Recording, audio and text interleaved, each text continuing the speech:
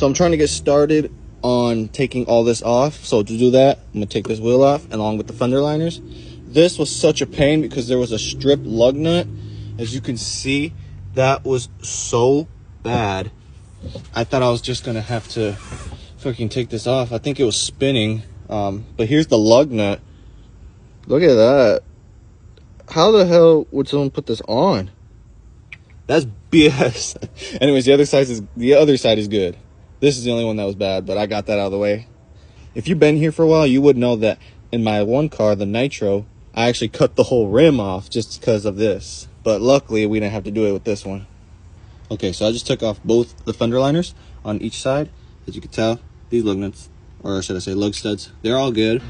So it's the next day, but we're gonna take off these two fenders so we can install this radiator support since I got it in now. So all it is these bolts and then some down here. I think it's just two.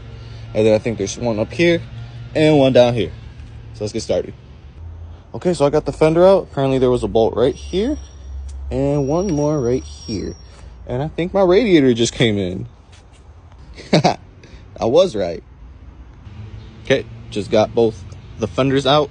So now we got to remove the radiator support. And to do that, there's two spot welds here and one right there. You know, it's kind of crazy how I didn't break any teeth. This side was such a pain. The other side wasn't too bad. So now to completely remove this radiator support, since now that this is all loose, you do have to remove the crash bar.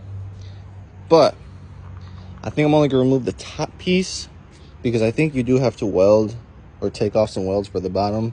And the bottom is good, and I don't want to go through that again. So I'm just going to probably put the top on. We'll see how this goes when I take this off.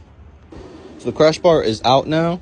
Now we're just going to take all the stuff connected to the radiator support so we can just put it on. I think these are the crash sensors. I'm not too sure, but if it is, I think this one survived, but damn, we'll have to see.